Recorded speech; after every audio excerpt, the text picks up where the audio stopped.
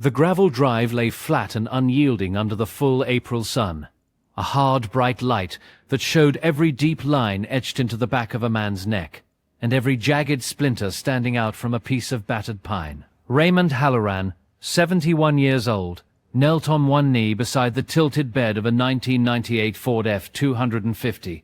A pickup truck faded to the exact color of dried mud. He was stacking scrap wood, not fresh lumber from a mill, not clean, squared boards purchased from a home improvement store. This was scrap. A warped fence rail pulled from a flooded ditch. A length of 2x6 lumber, with a bent, rusted nail still embedded deep in its grain. 3 cracked pallet slats splintered along the edges. A piece of old barn siding gone completely silver with decades of weather. He stacked these worthless pieces with a deliberate, careful attention that did not match their apparent value.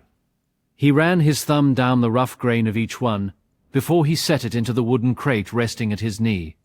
He did not look up when the passing pickup truck slowed down on the county road beside him.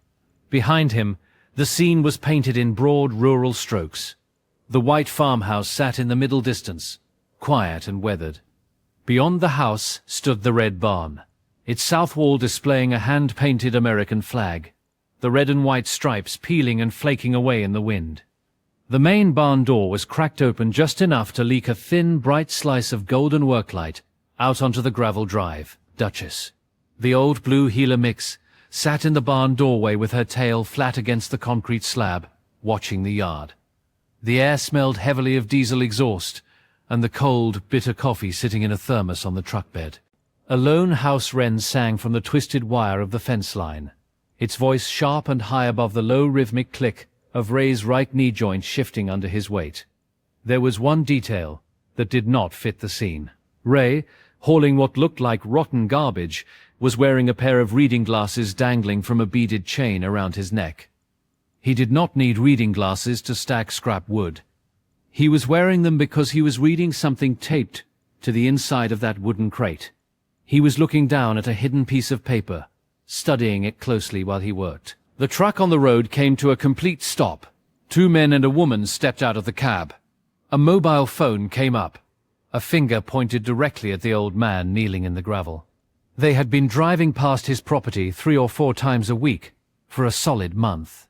They had watched him drag home rotten fence posts, split wooden pallets, and an entire stack of charred siding that a farmer down the road had thrown out after a lightning strike.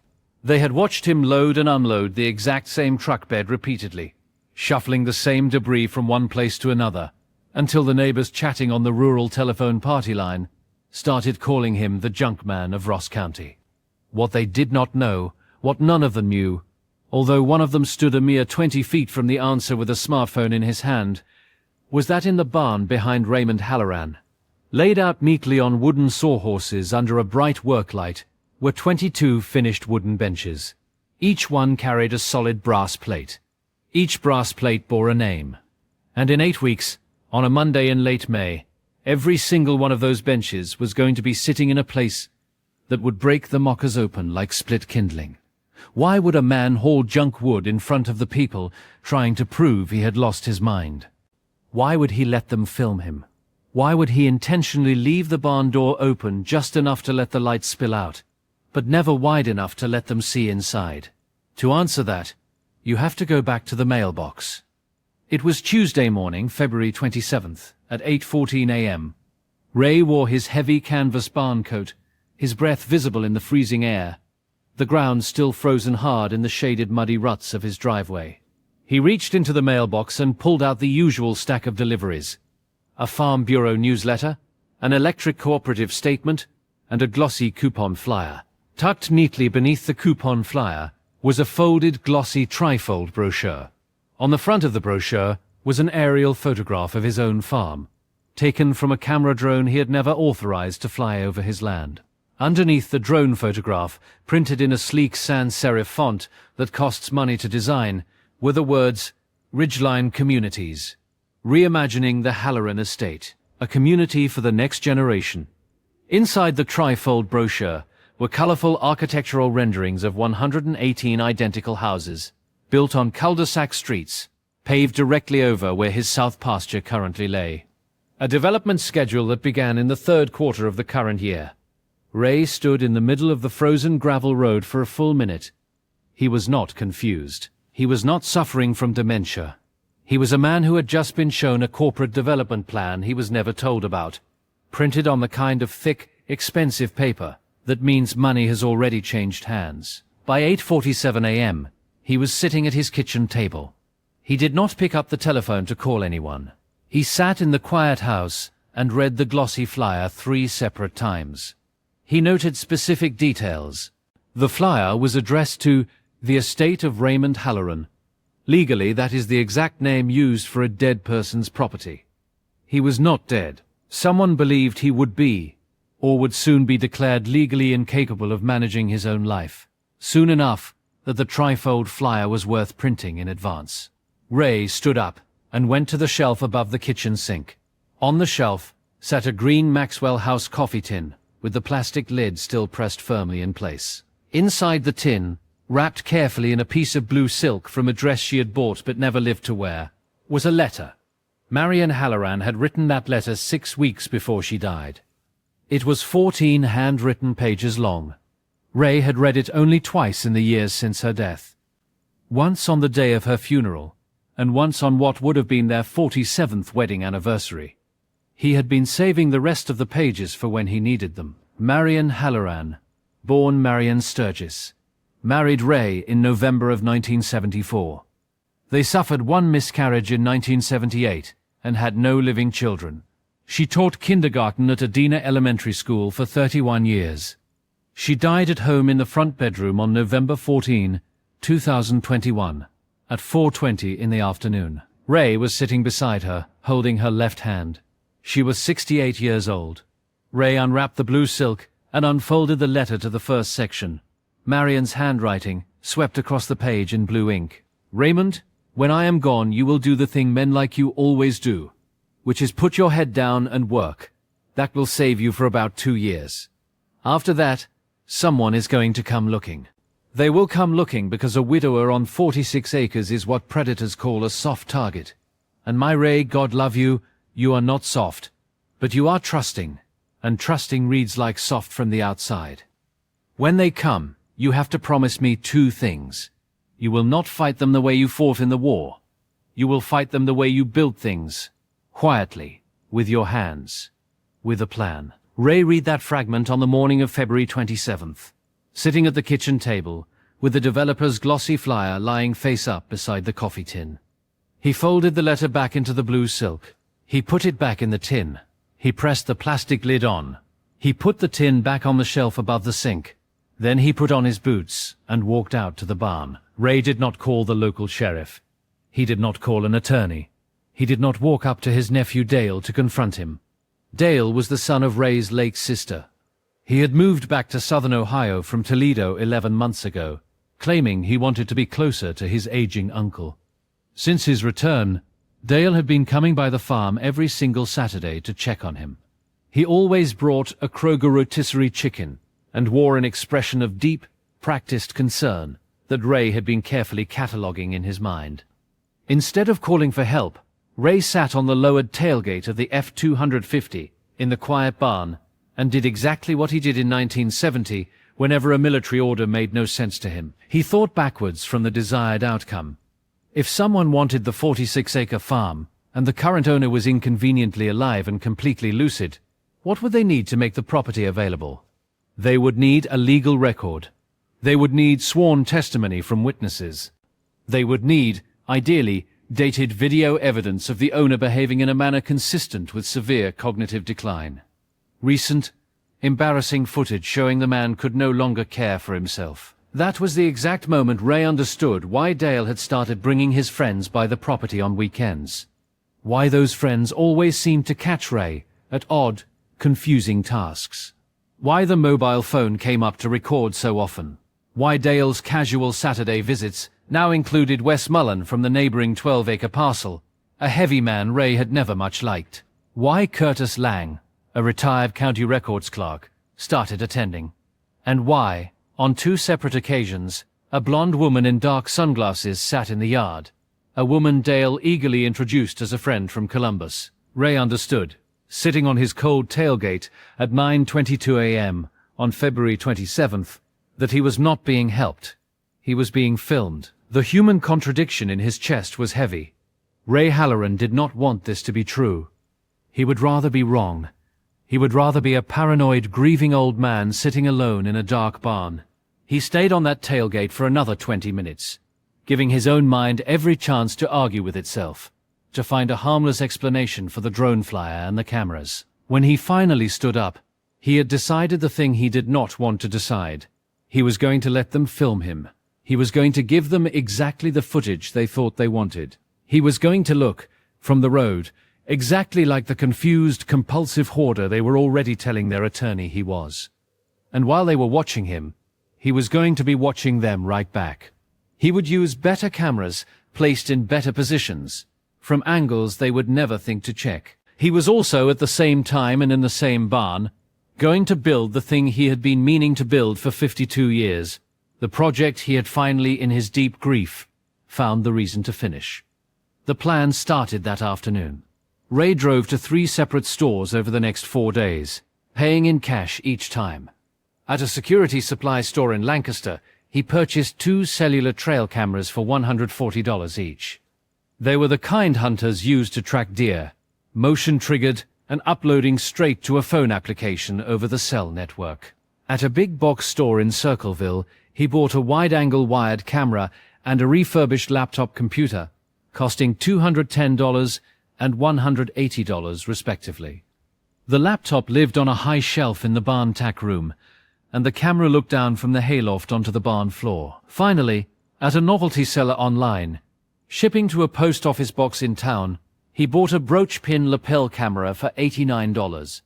It had an 1/8 of an inch lens, hidden inside what looked like a small enameled American flag pin. Total spend, $669. He hid every single receipt in the coffee tin, tucked behind Marion's blue silk letter. The placements were precise. Trail camera. One went into the crotch of a black walnut tree overlooking the gravel drive. Ray sighted the frame himself, testing the angle by having Duchess walk past as the moving target. Trail camera 2 went into a wooden fence post at the property line, covering the main gate. The hayloft camera covered the entire barn floor from a high angle. No one visiting the barn would ever look up to notice. The little brooch pin lived on the inside placket of whichever shirt Ray was wearing, angled perfectly to catch the face of anyone standing directly in front of him. The cover story was simple. Ray told Dale, casually, on the first Saturday in March, that he had been thinking about putting something together for the boys. He said nothing more, nothing less. He let Dale interpret the vague statement. Dale interpreted it as senility. Dale told Wes. Wes told Curtis. By the second Saturday in March, all 3 of them were dropping by the farm uninvited, using the exact same phrasing. They just wanted to see how he was getting on, Uncle Ray. The scrapwood theater began in earnest. Ray started hauling home visibly worthless wood from every farm auction and estate sale within 30 miles. Pallet slats, broken fence rails, crumbling siding scraps filled the bed of his truck. Some of it he actually used. The aged oak from a collapsed corn crib would become bench slats after careful milling. But most of the wood was pure set dressing, stacked high in the drive to be filmed by passing phones. He carried pieces from the truck to the wooden crate. He carried them from the crate to the barn. He carried them, sometimes, from the barn back to the crate in the yard. The point was the motion. The point was that anyone watching from the road saw a repetitive, purposeless task performed by an old man in an olive work shirt. Inside the barn, behind the closed inner door of the tack room, the real work was happening. Ray was milling salvaged hardwood into bench components. Beautiful cherry wood from a felled tree at his cousin Verlin's property. White oak from the collapsed corn crib. Black walnut he had cut and stickered 8 years ago, waiting for a purpose. He worked from a plan drawing on butcher paper tacked to the wall. 27 benches. Each one took him roughly 32 hours of labor. He was working 13 hours a day. Duchess, the old blue heeler, slept on a folded army blanket in the corner of the barn. She kept one ear cocked. When a strange truck came down the gravel drive, she lifted her head, looked at Ray, and waited. Ray would nod at her. She would walk out the front barn door into the sun, a signal that visitors had arrived. She was 14 years old. She had done this her whole life. The plan was fully live by the second Saturday in March. On the third Saturday, Wes Mullen's mobile phone came up to record for the very first time. That video, the first one, was posted to the Ross County Community Facebook group at 6:47 that evening. Ray did not see it until Sunday morning. When he did, he smiled. He did not smile because the video was kind. He smiled because it was the first piece of evidence that his own trap had teeth. Saturday, March 16th, 2:11 p.m. A cold, clear afternoon. The mud in the drive was frozen into deep ruts, and the sky was the flat, hard color of washed denim. Ray was on his knees in the gravel, 40 feet from the barn door, arranging scrap wood in the crate. He had been at it for 20 minutes when Dale's black Silverado pickup turned off the county road. It was followed by Wes Mullen's red Dodge and Curtis Lang's Buick. 3 vehicles, 5 people. It was the largest group Dale had ever brought to the farm. Ray did not look up. He tilted his head slightly, a subtle practiced motion to angle the brooch pin on his chest toward the drive. He heard the vehicle doors slam shut. He heard Wes Mullen laugh before Wes had even said a word. That told Ray that Wes had been laughing about him in the truck the entire way over. Dale called out with false cheer, "Uncle Ray! Hey, Uncle Ray!"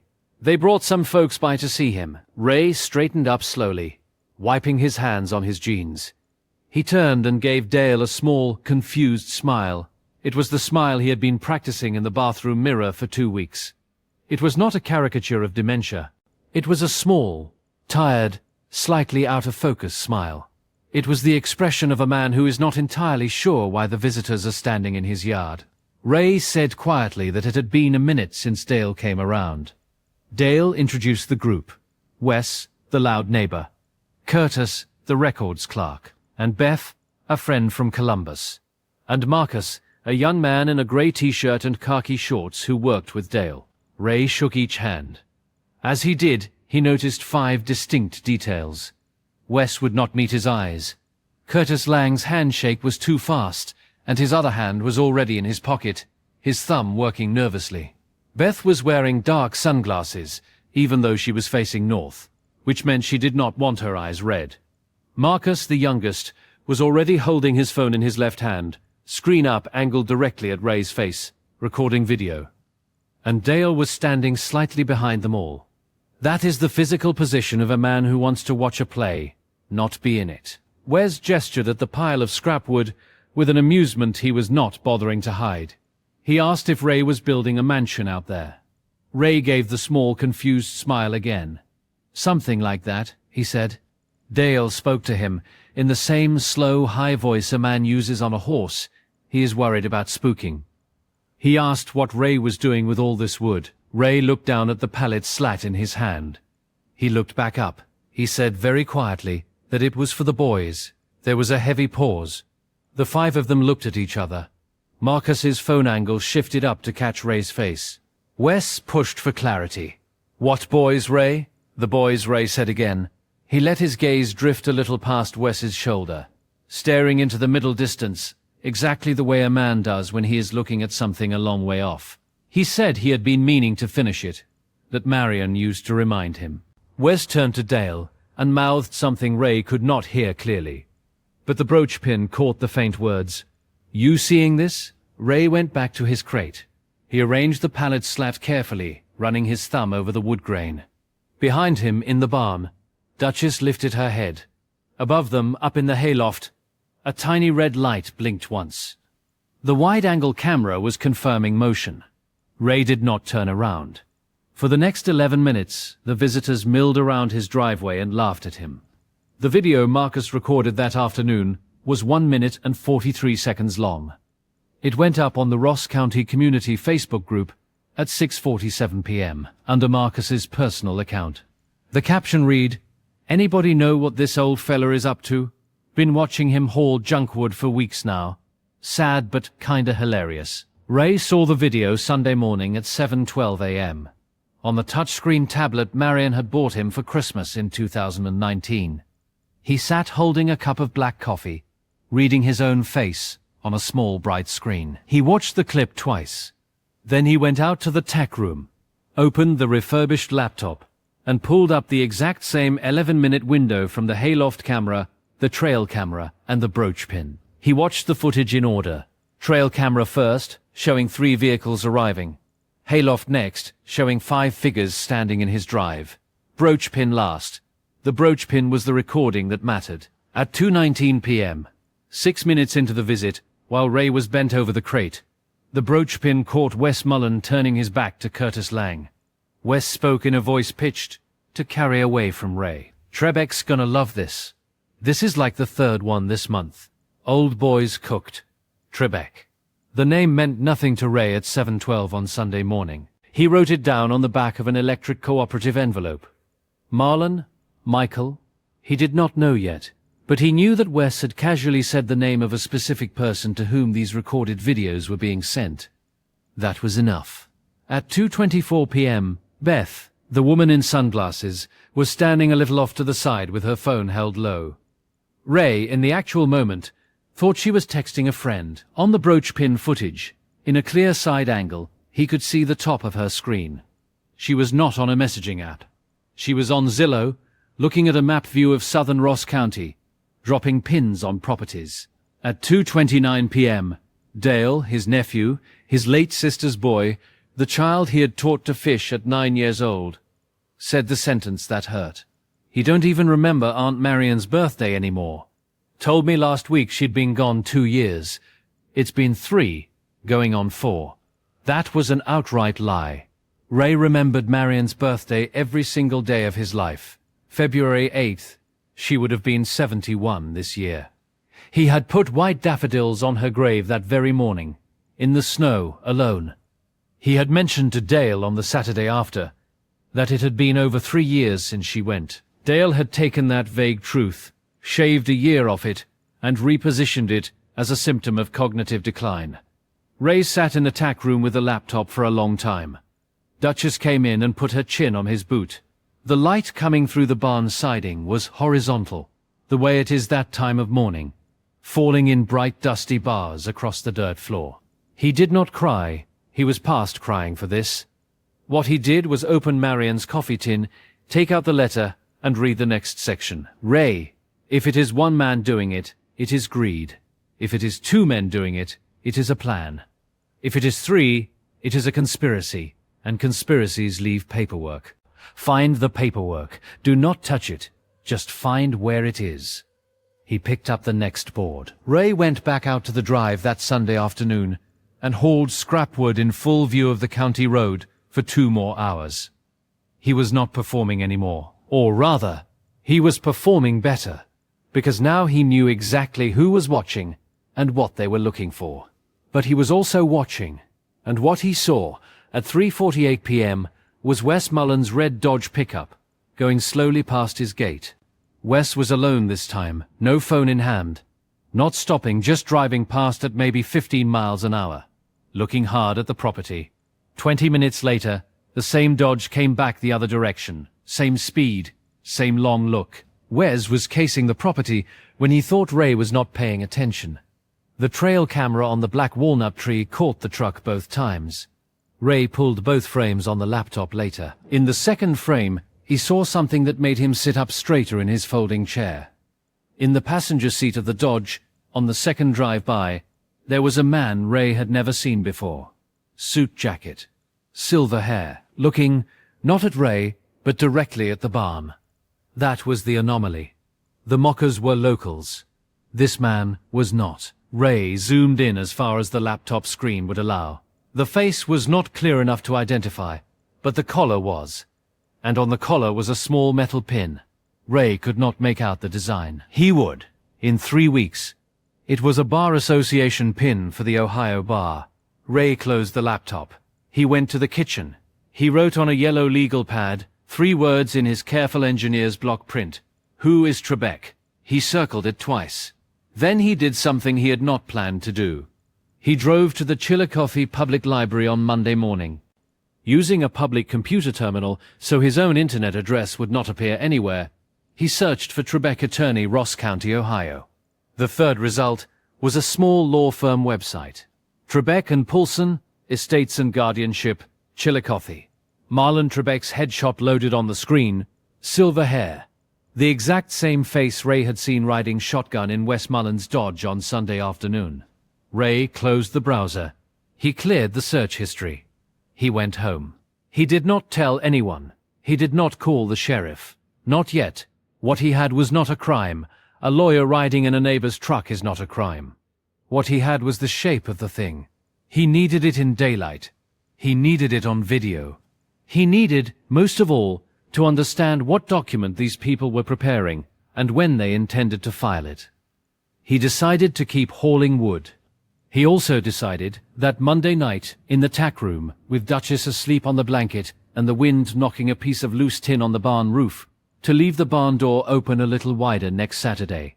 Not enough to see the benches, just enough to make them curious.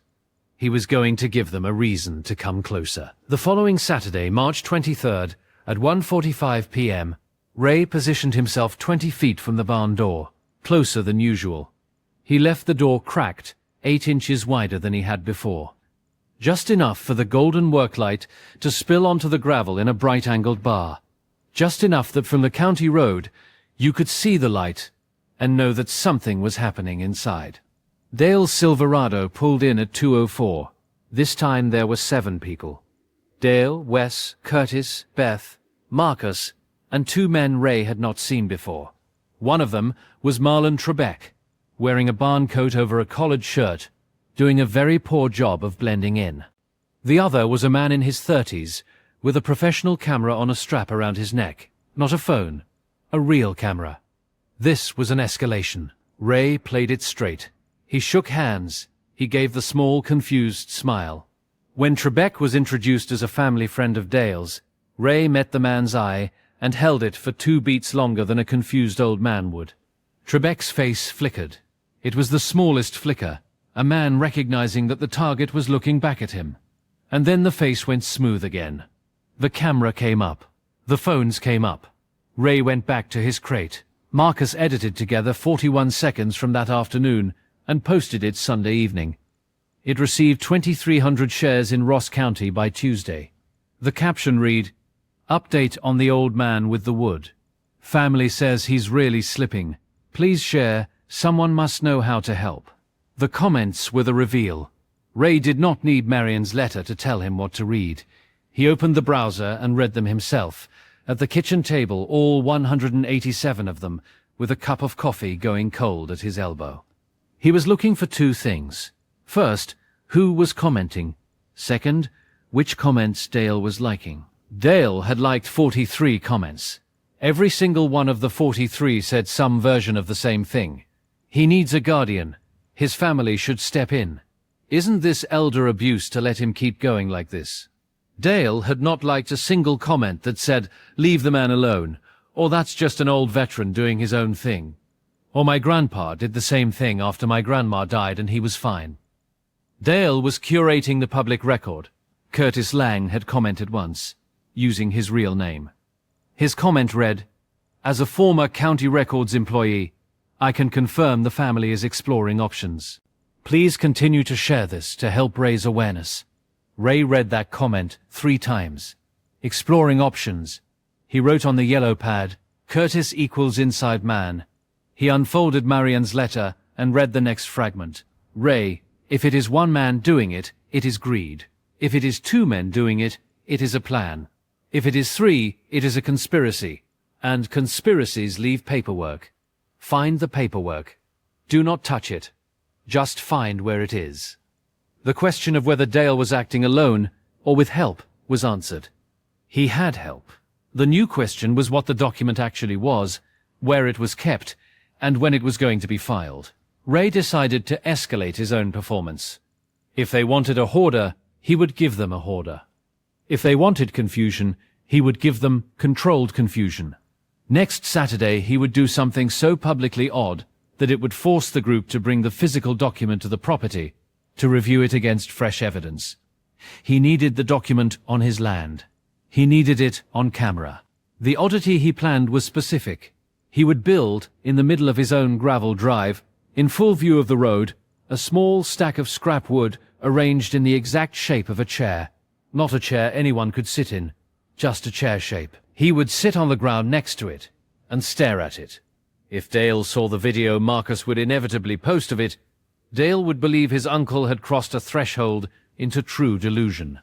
Dale would call Trebek. Trebek would want to accelerate the timeline, and an accelerated plan requires a physical document being reviewed by physical people. Ray built the chair shape on Saturday, March 30th at 10:14 in the morning. He sat next to it for 2 hours. Marcus was not there to film it, but a passing neighbor, a woman named June Ackerman who had lived on the same road since 1979, stopped her car, rolled down the window and asked Ray if he was all right.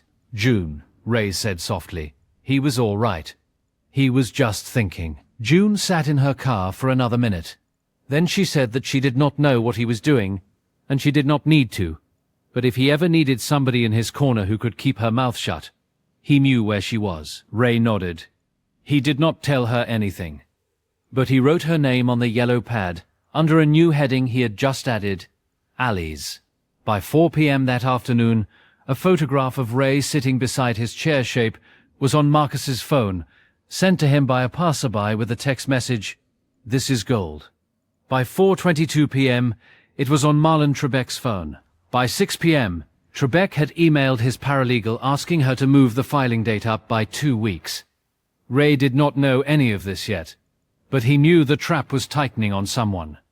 The only question was on whom. He also did not know, on that Saturday evening as the light went orange over his south pasture, that his nephew Dale had just requested, from a locksmith in Waverley, a duplicate of a key.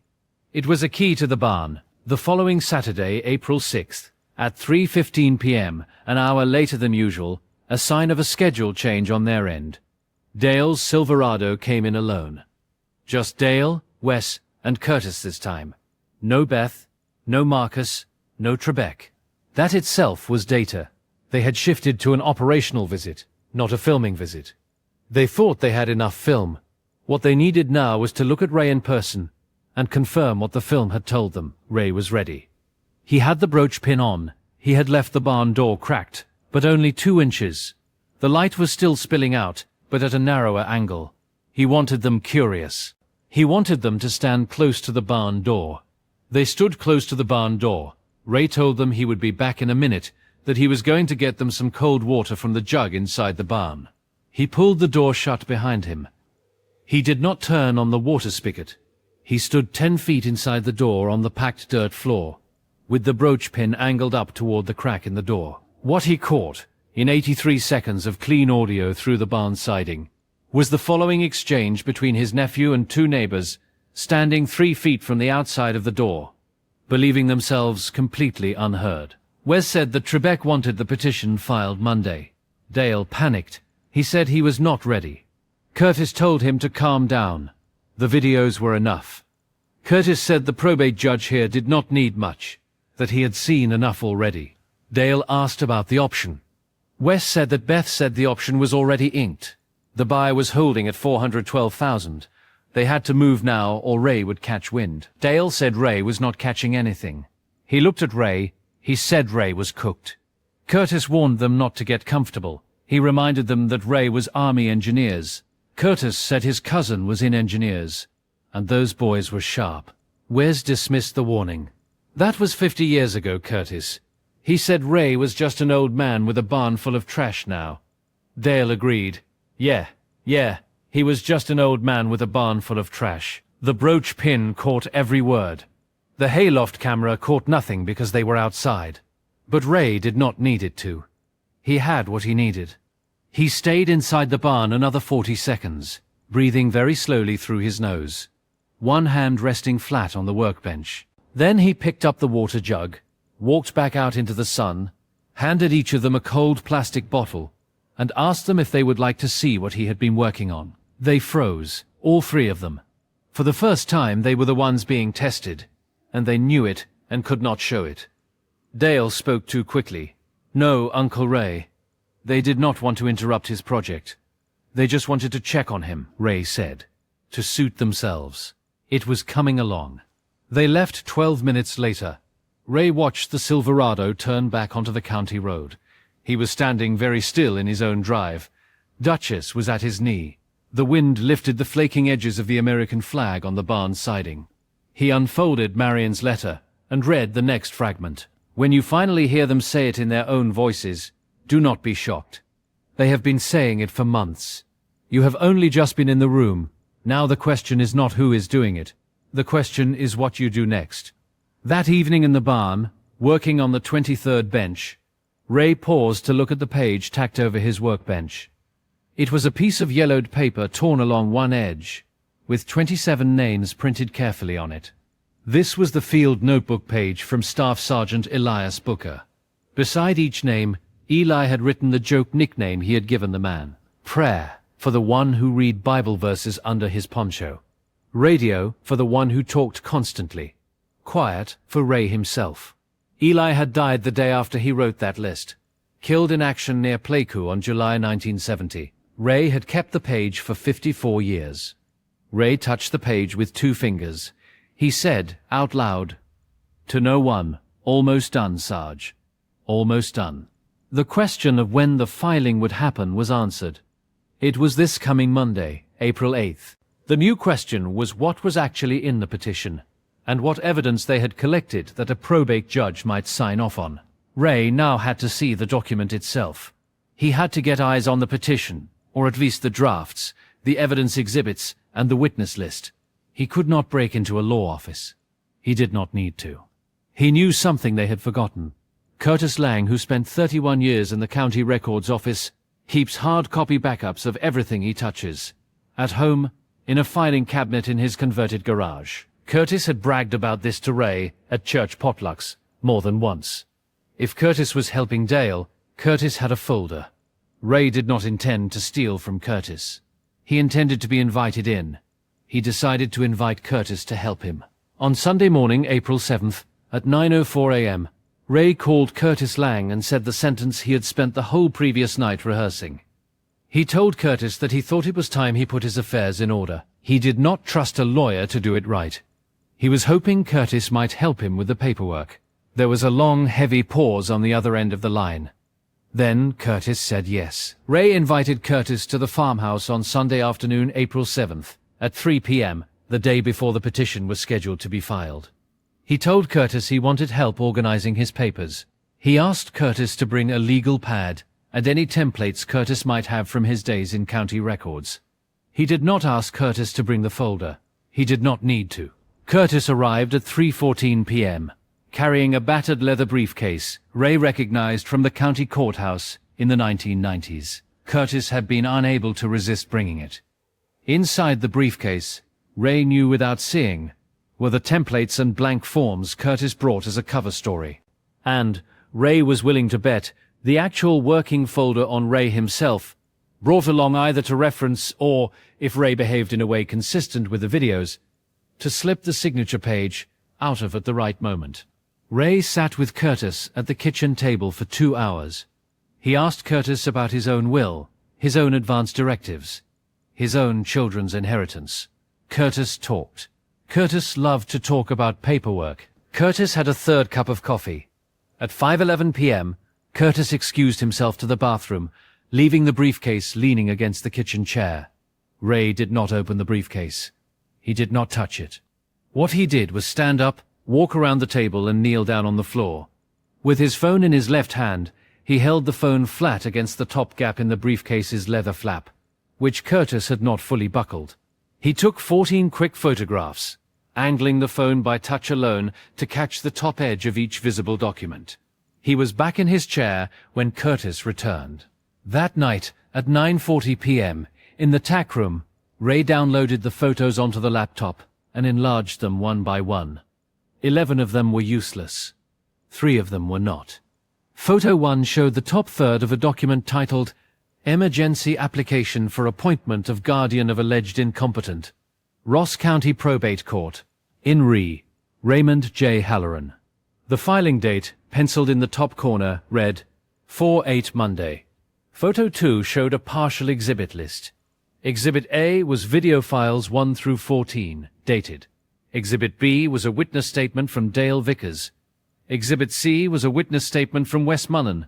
Exhibit D was a witness statement from Curtis Lang, noted as a former county records supervisor offering a professional opinion. Exhibit E was a real estate valuation for the subject property, 46 acres, with a Ridgeline Communities LLC purchase option agreement executed March 4, 2024. Purchase price $412,000, subject to Guardian approval, March 4. That was 9 days after the drone flyer arrived in Ray's mailbox. The option was signed while Ray was still reading Marion's letter for the very first time. Photo 3 showed the proposed guardian's name. It was not Dale.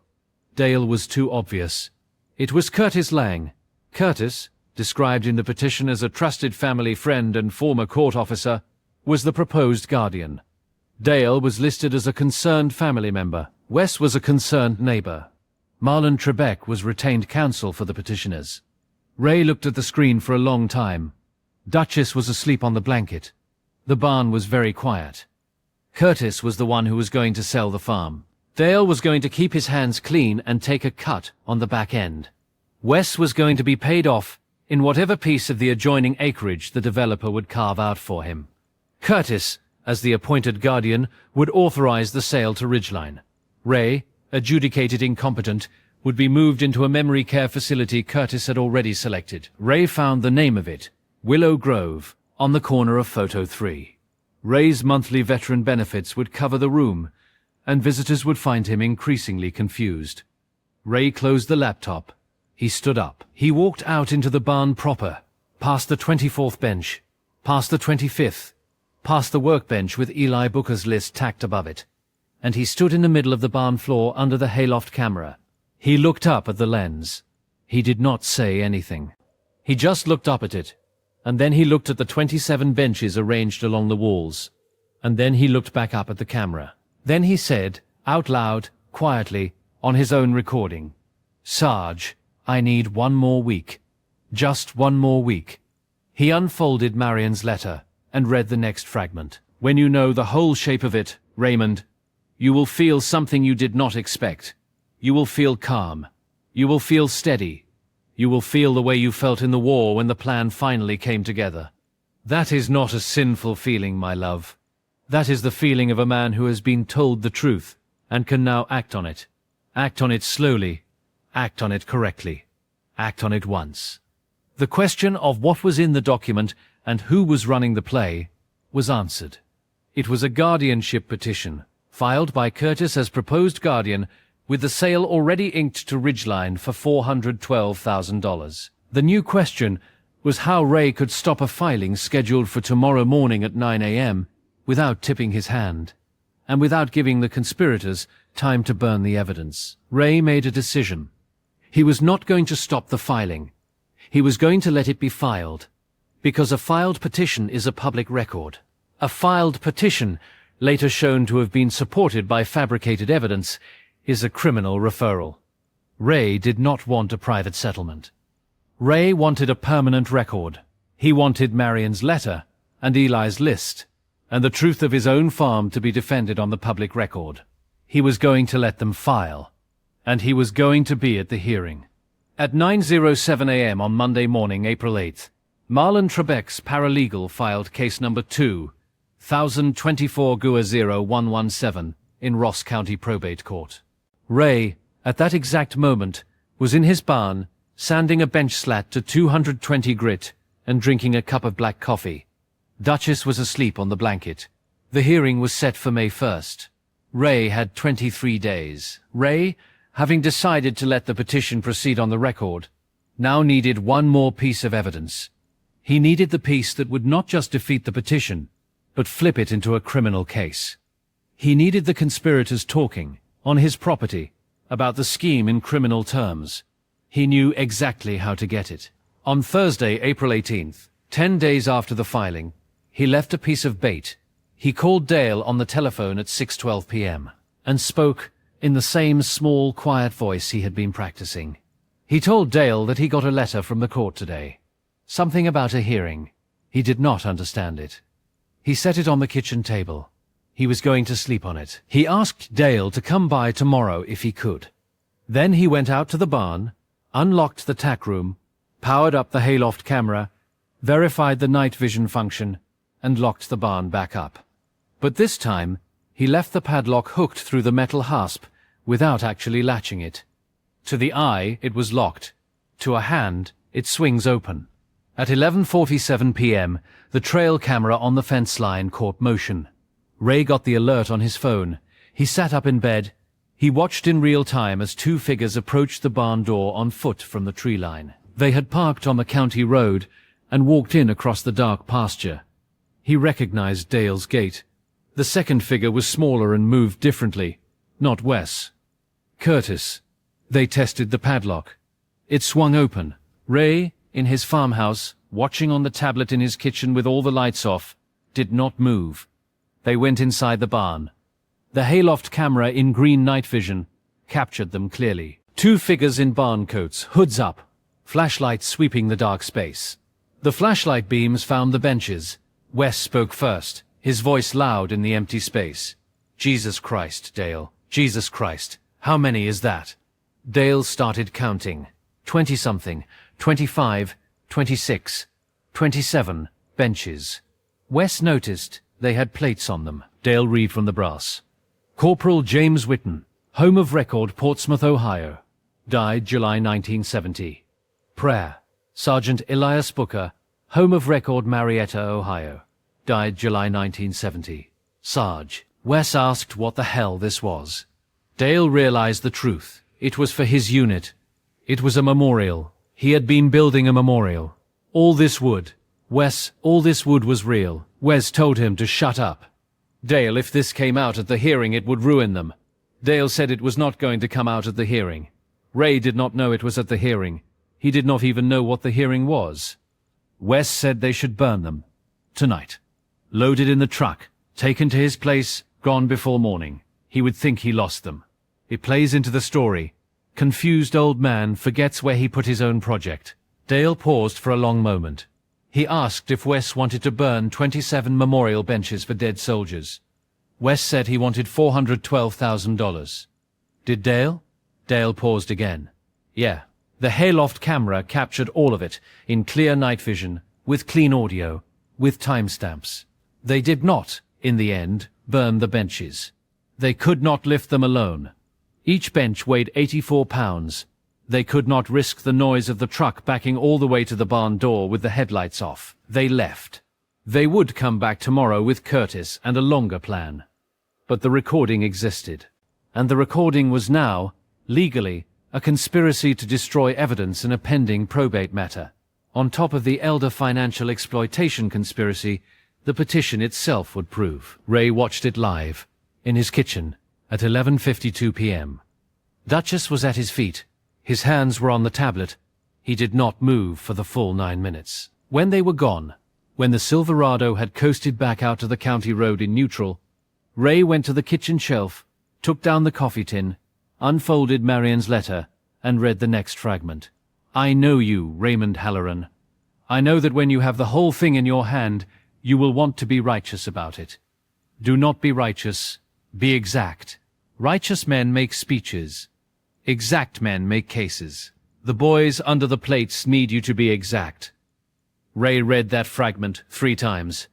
Then he picked up the phone. He did not call the sheriff. He did not call the county, because Curtis had connections at the county. He called at 12:14 a.m., a number he had written down in 2019 and never expected to use. The Ohio Attorney General's Elder Justice Unit, after hours line. He left a message. He gave his name. He gave the case number of the guardianship petition. He gave the address of the property. He said, "I have video evidence of a conspiracy to defraud me of my farm and destroy memorial property. I will not act on it without counsel. Please call me at your earliest convenience." Then he hung up. He put the tablet on the counter. He went into the front room, sat in the recliner Marion bought him for his 60th birthday, and, for the first time in 9 weeks, he slept a full 6 hours. At 8:11 a.m. on Friday morning, April 19th, an assistant attorney general named Rachel Yoon called Ray back. The call lasted 41 minutes. By the end of it, Ray Halloran was no longer running the trap alone. He had 1 week until the hearing. He had one thing left to build. There is a moment in every story like this, one where the man being tested realizes he is no longer alone in his own defense. If you have been walking beside Raymond Halloran through this drive and this barn and this letter, if you want to see what he does with the week he has left, take a second right now and subscribe. These are the stories we tell here, the quiet ones, the ones the mockers never see coming. Stay with us. Ray still has one bench to finish. You have seen what the cameras caught. The hearing is 9 days away. If you were Ray, would you show the tape at the hearing or hand it to the prosecutor first? Tell me before you keep watching. Rachel Yoon, the Assistant Attorney General on the Friday morning call, was 38 years old. She had been with the Elder Justice Unit for 6 years and had prosecuted 17 guardianship fraud cases in Ohio in the past 4 years alone. Ray told her everything, in order from the drone flyer to the hayloft footage. He gave her nothing over the phone that she could not verify. He offered to send her the video files via a secure upload link she provided. He did that within the hour. By noon on Friday, April 19th, 3 things were true that were not true the day before. First, Rachel Yoon and her investigators had opened a formal file under Ohio Revised Code 2913.71, Elder Financial Exploitation, and 2921.32, Obstructing Justice, for the conspiracy to destroy evidence caught on the hayloft camera. The case was docketed. The state, not Ray, was now the moving party on the criminal side. Second, Rachel had pulled the guardianship filing from the Ross County probate docket and reviewed Exhibits A through E. She had cross-referenced the purchase option agreement, which was signed, notarized, and dated March 4, 2024, with the videos, which were dated March 16 and later. The option was inked 12 days before the first supposedly diagnostic video was recorded. This was what she called, on the phone with Ray, the tell. An option agreement predicated on the sale of property owned by a person whose incompetency had not yet been established, and for which no evidence had yet been gathered, was direct evidence of premeditated fraud. Third, Rachel had learned, by running Ridgeline Communities LLC through the Secretary of State's database, that Ridgeline had purchased 3 other Ohio properties in the past 26 months. In each case, the purchase immediately followed a guardianship adjudication of the previous owner. 2 of those adjudications were prosecuted by Marlon Trebek. One of them, in Pike County, involved a witness statement from Curtis Lang's brother-in-law. This was not a scheme. This was a pattern. Ray, in his kitchen, on the phone with Rachel, heard the word pattern and understood, in a way he had not fully understood until that moment, that he was not just defending his own farm. He was the piece of grit that had fallen into a machine that had been eating other old men for 2 years. Rachel said Mr. Halloran needed to keep going exactly as he was. Do not confront anyone. Do not vary the routine. Do not stop hauling wood. Do not stop building. The hearing on May 1st was going to happen. What she needed from him was this. At the hearing, he would appear pro se, representing himself. When the petitioners presented their evidence, he would let them present it in full. He would not interrupt. He would not object. He would let them build their entire case on the record, in front of the judge, on the transcript. Then he would present his. Ray asked what happened after. Rachel said after they arrest them. The specific structure of the scheme, itemized by the state, was clear. Ridgeline Communities LLC, a regional developer headquartered in Delaware, Ohio, with a principal named Terrence Vaught, Marlon Trebek, attorney of record on 3 prior guardianship to sale fast tracks, retained by Ridgeline as counsel to concerned families. Beth Rourke, real estate agent with Coldwell Banker Columbus, buyer's agent on the option, and also the buyer's agent on the Pike County property. Curtis Lang, proposed guardian, former county record supervisor, the credential launderer whose professional opinion letters carried weight with probate judges. Dale Vickers, the family face, the concerned nephew, the plausible witness. Wes Mullen, the local muscle and the man willing to burn evidence, in exchange for a piece of the acreage carved out for a private drive to the subdivision. The total conservative estimate of the scheme's take across the 4 properties, per Rachel's initial numbers, was $2.7 million in below-market acquisitions, resold or developed at 3 to 4 times that value. Ray sat at the kitchen table with Marian's letter in his lap.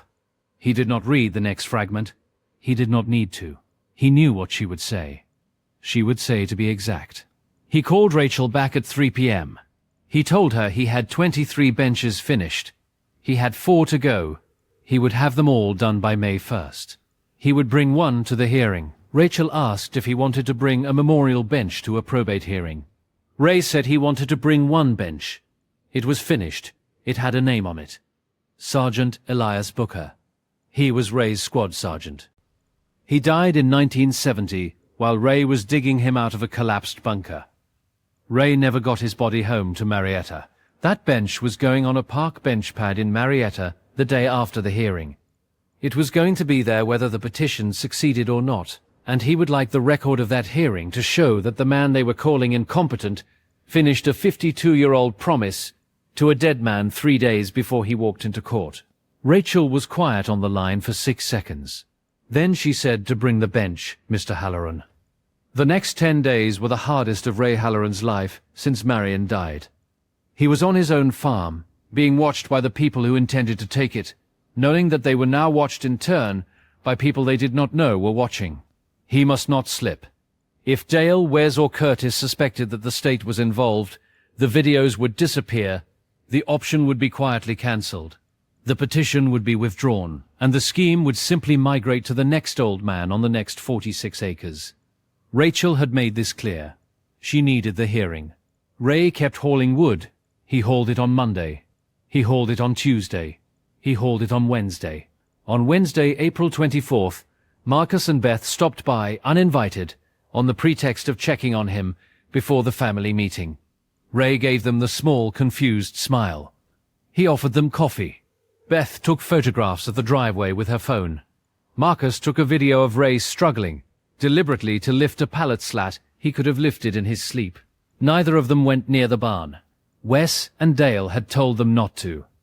On Thursday, April 25th, at 2:33 a.m., the trail camera on the fence line caught motion. Ray got the alert on his phone. He sat up in bed. He watched in real time as 2 figures approached the barn door, on foot from the tree line. They had parked on the county road and walked in across the pasture. He recognized Dale's gait. The second figure was smaller and moved differently. Not Wes. Curtis. They tested the padlock. Ray had latched it this time. It held. They stood outside the barn door for 2 minutes. Ray, in his bedroom, watched on the tablet. His heart was beating in a way it had not beaten in 50 years. Not fear. The other thing. The thing combat engineers feel when the fuse has been set and the countdown has started, and everything now depends on whether the wiring holds. The 2 figures turned and walked back across the pasture. The Silverado started up on the county road at 2:47 a.m. and left. Ray understood what had just happened. Dale and Curtis came to check whether the barn was still locked. They had been rattled since Wes's proposal to burn the benches. They were not going to try to burn them now. They knew they could not lift them, and they knew that even the attempt could jeopardize the petition. But they were watching the barn, which meant Ray now had to move the finished benches before the hearing. He could not leave 27 memorials sitting in a barn that could be entered by a locksmith's key at any hour of any night. He called Rachel Friday morning. Rachel called the sheriff of a different county, Fayette County next door, where Curtis had no connections. She arranged for 2 unmarked box trucks and a state investigator to arrive at Ray's farm on Sunday, April 28th, at 4 a.m., to remove all 27 benches to a secured state facility for the duration of the hearing. The extraction happened exactly as planned. The trucks came. The state investigators came. Ray walked each bench out with them, one at a time, in the dark under a work light he had hooded with a piece of canvas, to keep the glow low. Duchess sat in the barn doorway watching. It took them 92 minutes. By 5:32 a.m., the barn was empty of benches. Only the tools, the sawhorses, the workbench, and Eli Booker's list on the wall remained. Ray closed the barn door for the last time before the hearing. He locked the padlock. He went back to the house. He slept for 3 hours. At 8 a.m. on Sunday morning, Dale called. Uncle Ray, how he was holding up. Everything all right out there? Ray gave the small, confused voice. Ray said he was fine. Ray said he was up early, could not sleep, working out in the barn a little. Dale asked what he was working on. Ray said, on the boys. Same as always. Dale hung up. The trap was now set. But there was one more risk, and Ray had been thinking about it all week. The risk was the judge. The hearing was in Ross County Probate Court. The judge, Judge Millard Beecham, had been on the bench for 22 years. He had, per Rachel's records search, signed off on 71 emergency guardianship petitions in the past decade. He had denied only 9. His docket was fast. His disposition was favorable to petitioners. He was, according to Rachel's more careful phrasing, predictable in ways that are relevant here. Rachel had decided, without telling Ray, that a state investigator would be present in the gallery.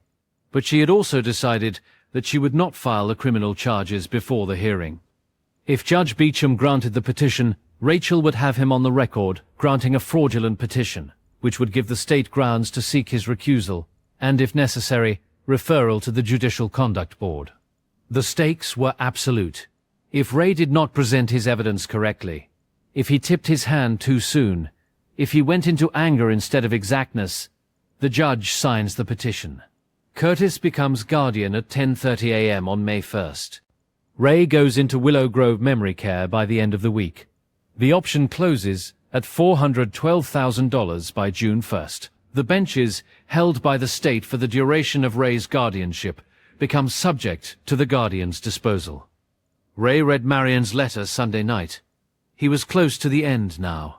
Only 2 fragments remained.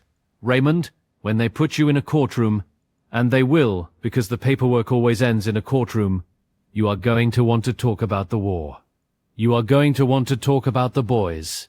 Do not yet, talk first about the flyer. Talk first about the option. Talk first about the dates. Save the boys for last. Save Eli for last. The judge is a man who has heard 1,000 old veterans talk about the war. He has not heard one talk about the dates. Give him the dates. Then give him the boys.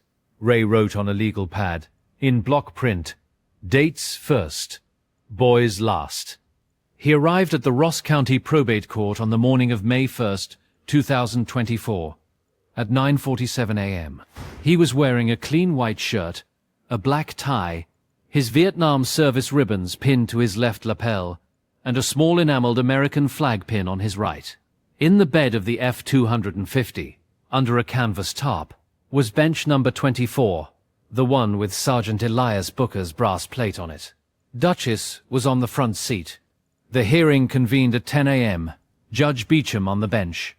Marlon Trebek at the petitioner's table with Curtis Lang, Dale Vickers, and Wes Mullen. Beth Rourke in the second row. Ray at the respondent's table, alone, with a folder and a legal pad. In the third row of the gallery, a woman Ray had never met sat in a grey blazer and read the docket sheet. That was Rachel Yoon. In the fourth row, a man in a dark polo worked quietly on a laptop. That was State Investigator Alan Peart. Neither would speak unless invited. Trebek presented the petition. He was smooth and quick. He called Dale to the stand. Dale, uncoached today because he had been telling the story for months, told it well. Uncle Ray forgot Aunt Marion's date of death. Uncle Ray is hoarding. Uncle Ray sits by piles of scrap wood, staring at nothing. Uncle Ray needs help. Wes took the stand and corroborated the story. Curtis took the stand. As former county records supervisor, offering professional opinion, the property should be under a guardian for its own protection. Trebek played 4 of the 14 video exhibits. The judge watched with the mild attention of a man who has watched 1,000 such exhibits. Trebek rested his case. Judge Beecham looked at Ray. He asked if Mr. Halloran had anything to say for himself. Ray stood up. He did not thank the court. He did not apologize for representing himself. He did not talk about the war. He picked up the folder. He said, "Your Honor, I would like to introduce 4 documents into the record. The first is a real estate promotional flyer for a subdivision called Ridgeline Communities, mailed to my address on February 27, 2024, addressed to the estate of Raymond Halloran, referring to my farm as the Halloran Estate, as if I were already deceased. The second is a purchase option agreement, signed on March 4, 2024, between Ridgeline Communities LLC, and the record will show whom, for the sale of my 46-acre farm at $412,000. The third is a screenshot of a Facebook post by Marcus Weller, dated March 24, 2024, showing me in my driveway, being filmed without my consent, and captioned in a manner suggesting my incompetence. The fourth is a printout of comments from that post, including one by Curtis Lang, dated March 24, 2024, describing himself as an insider to my family's plans. The court reporter's fingers worked fast. Judge Beecham's eyes narrowed slightly. Ray continued, "Your Honor, the option was signed on March 4th. The first video was recorded on March 16. The Facebook post captioned to suggest my decline was published on March 24. The petition was filed on April 8. I would like the court to consider the sequence of those dates." The room went very still. Trebek stood up. "Objection. Relevance." Judge Beecham quietly, "Overruled." "Continue, Mr. Halloran," Ray continued. He introduced, one at a time, the video files from his own cameras, the trail camera, the hayloft camera, the brooch pin. He did not play them yet. He introduced them and laid them on the exhibit table. He introduced the photographs of Curtis Lang's briefcase documents. He introduced the timeline. He introduced Rachel Yoon's affidavit, filed that morning at 9 a.m., which he had a copy of, establishing the state's parallel criminal investigation. Trebek's face changed. Curtis's face changed. Dale's face changed. Ray said, "Your Honor, I would like to play one video. It is 9 minutes long. It was recorded on my property on April 18 at 11:47 p.m., without my active presence, by a camera installed in my own barn. I would ask that all parties to the petition remain seated during the playback," Judge Beecham said. "Play the video, Mr. Halloran." Ray handed a thumb drive to the bailiff. The bailiff handed it to the clerk. The clerk plugged it into the courtroom display. The barn appeared in night vision on the wall of the courtroom. Two figures walked in. Two flashlight beams swept the benches. Wes, on the video, spoke clearly. "Then we burned these." Tonight, Ray did not watch the screen. He watched Dale. Dale was looking at the table. His hands were flat on it. He was not moving. Wes had closed his eyes. Curtis had gone the color of old paper. The video played all 9 minutes. When it ended, the courtroom was silent for a full 4 seconds. Judge Beecham said, "The petition is denied. Counsel, approach the bench. Mr. Peart, if you would join us." Rachel stood up in the gallery. So did Investigator Peart. Marlon Trebek did not move. Ray sat down. He had one more thing to do, but he had one more thing to say first. He is now going to talk about the boys. Judge Beecham called a 15-minute recess. He returned to the bench. Rachel Yoon had now formally identified herself for the record. Investigator Peart had in the hallway quietly informed Curtis Lang that he was being detained on suspicion of conspiracy to commit elder financial exploitation. 2 Ohio State Highway Patrol officers had arrived from a cruiser parked at the courthouse's rear entrance. Marlon Trebek had been asked to remain. Beth Rourke had been served with a subpoena for her records. Dale Vickers had not been arrested. Not yet. He was sitting at the petitioner's table with his hands still flat on the wood, and he was looking at his uncle. Judge Beecham addressed the room. He spoke for 2 minutes on the record. He described the petition as the most cynical use of this court's docket he had seen in 22 years on this bench. He ordered the record sealed, as an exhibit in a criminal matter. He excused Ray with what, from Judge Beecham, passed for an apology. He said he regretted that this court became a vehicle for what appeared to have been done to him. That regret did not undo the imposition. He hoped Ray would understand that he intended to correct it insofar as he was able. Ray nodded once. He did not speak. Then, at 12:11 p.m., Judge Beecham said the sentence that closed the confrontation. He noted that Ray had introduced into the record a bench. It was currently in the bed of his truck in the courthouse's rear parking lot. Would Mr. Halloran consent to bringing it into the courtroom now on the record, so that the court may complete the exhibit? Ray said he would, Your Honor. He walked out to the F-250. Duchess was on the seat. He did not need help. He carried bench number 24 through the rear entrance of the courthouse alone. It was heavier than he remembered. He was 71 years old. He set it down on the marble floor at the front of the courtroom, 3 feet from the judge's bench, and he stepped back. The brass plate was small and clean. It read, Staff SGT, Elias J. Booker, 20th Engineer Brigade, U.S. Army, Marietta, Ohio, killed in action, 9 July 1970. Pliku Province, Sarge. Judge Beecham stood up. He was not required to. He did. He looked at the bench for a long moment. He said quietly, on the record, Thank you, Sergeant Booker. The court is grateful for your service, and grateful for the man who brought you home. He looked at Ray. He said that if Mr. Halloran would like to speak now about the bench, or about anything else, the court would hear him. Ray stepped forward. He did not stand at the podium. He stood beside the bench. He looked at Dale. Then he looked at the bench. Then he looked at the empty seats where the boys' families would have sat, if they had known. He did not talk about the war the way old veterans talk about the war. He talked about the barn. He talked about the corn crib and the black walnut and the 8 years of stickering the wood. He talked about the plan drawing on butcher paper. He talked about the 27 names. He talked about how, for 52 years, he had known he was going to build the benches, and had not known why he could not begin. He talked about the fall Marion got sick, and how she had said to him 6 weeks before she died, Ray, when I am gone you finish the boys. Do you hear me? You finish the boys.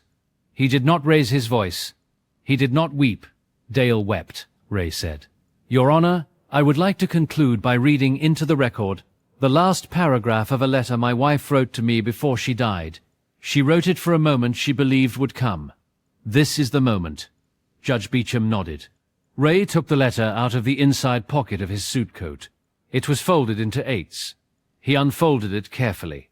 He did not need his reading glasses. He knew the last paragraph by heart, but he read it anyway, off the page. For the record, Raymond, my love, when you have finished the boys, and when you have finished the men who tried to take the barn where you finished the boys, you will feel, for the first time in a very long time, that you have done a whole thing.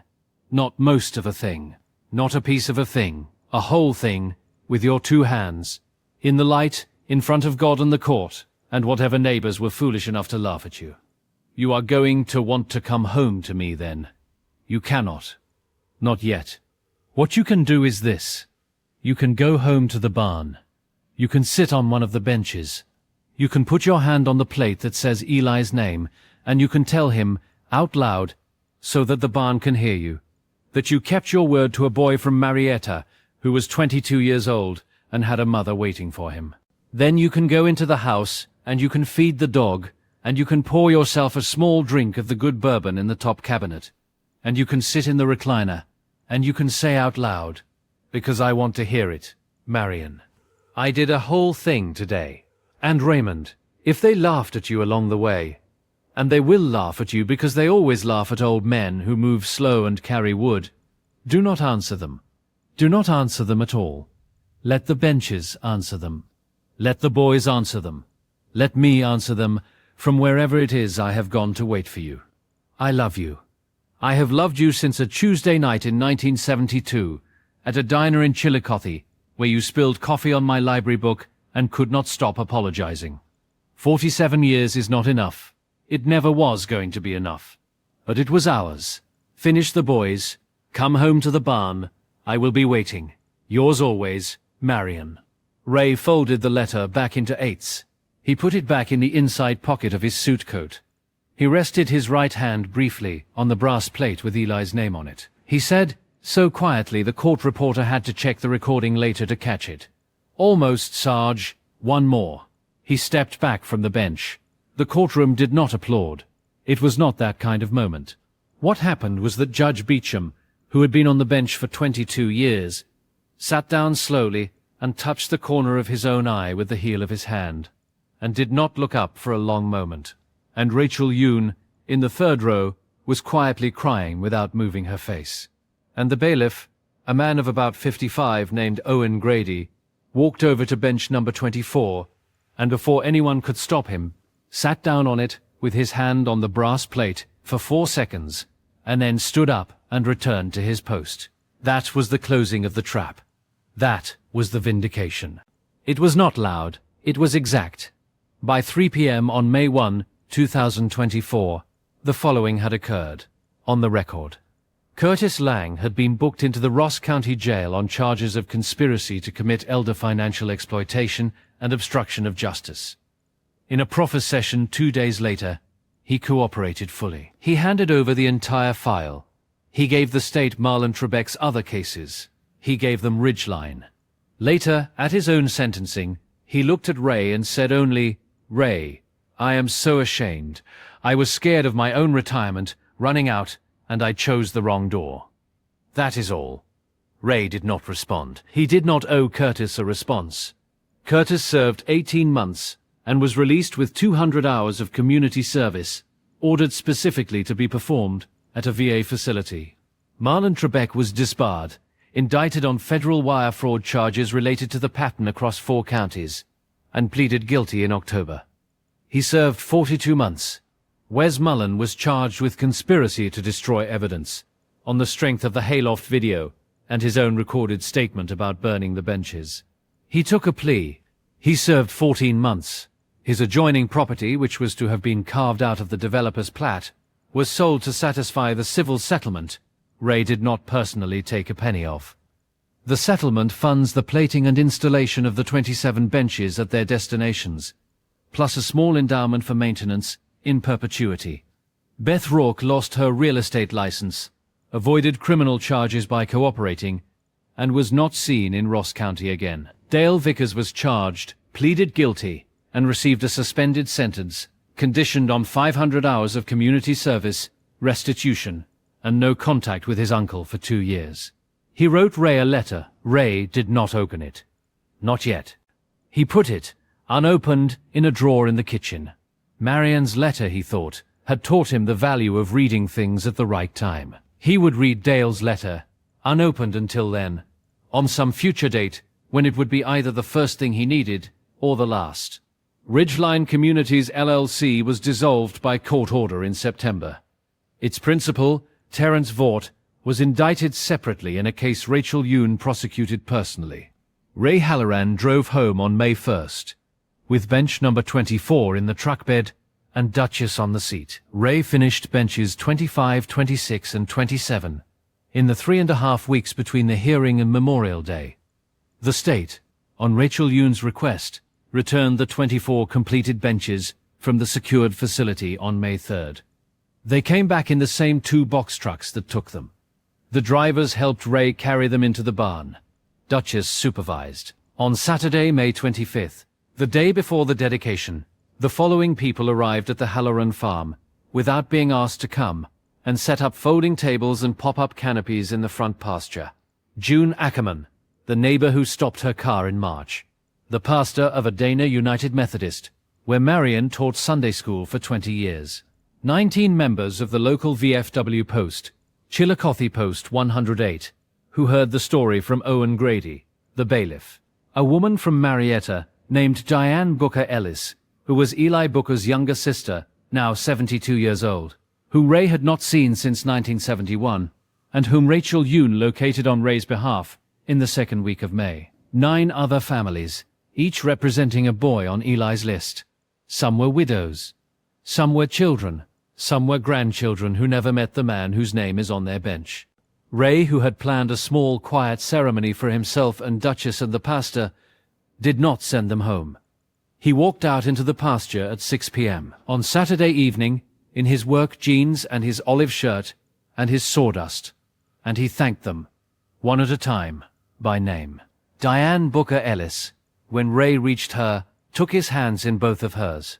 She said, "Ray, my mother waited by the mailbox until 1979. She died still waiting," Ray said. "I know, Diane. I know she did. I should have come sooner. Diane said, You came in time. On Memorial Day morning, May the 26th, 2024, at 11 a.m., under the flaking American flag on the south wall of the Red Barn, in bright direct sunlight with clear shadows. The 27 benches were lined along the gravel drive. Each one had a small American flag on a stick behind it. Pushed into the ground. Each one had a brass plate. Each one was being sat on at 11 a.m. by someone who loved the man whose name was on it, or who wanted to. Ray read Eli Booker's list out loud, in order, for the first and last time. 27 names, 27 nicknames, 27 towns. At 11:47 a.m., the box trucks came back. Not the states this time, but ones the VFW had arranged. The benches were loaded, one by hands other than Ray's, for their destinations.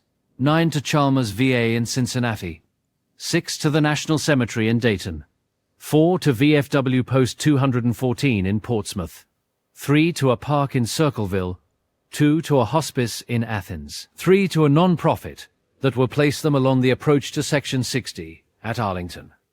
Ray kept one, bench number 24.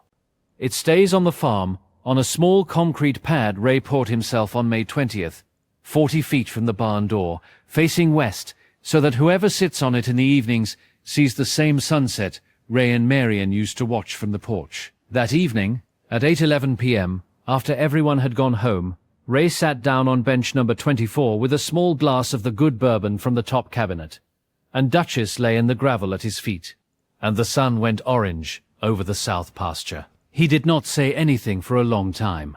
He watched the light on the barn siding go from gold to bronze to red to the color of an old penny.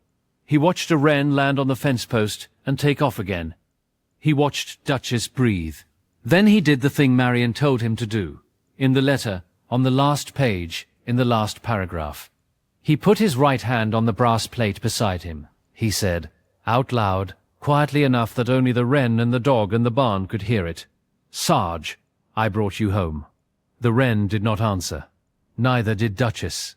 Neither did the barn. But the wooden crate, the one from the cold open, the one that had held the pallet slat and the fence rail and the piece of silver barn siding, was still sitting on the gravel drive where Ray left it 8 weeks ago, on the morning Marcus Weller first raised his phone. It was empty now. Ray had not gotten around to moving it. He looked at it from the bench, in the last of the light. Inside the crate, taped to the bottom slat, was the piece of paper Ray had been reading through his reading glasses on that first Saturday afternoon in March. When the three of them stepped out of the pickup on the county road, with their phones and their laughter, he never took the paper off.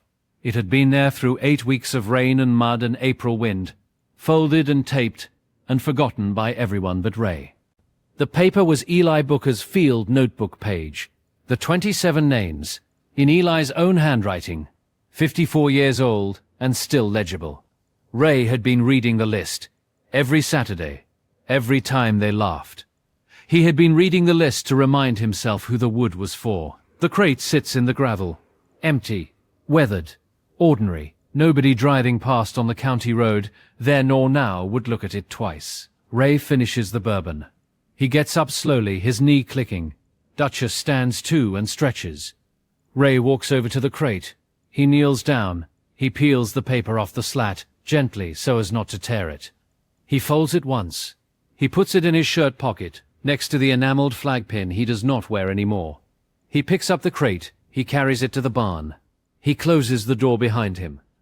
The barn light stays on for a while, and then it does not.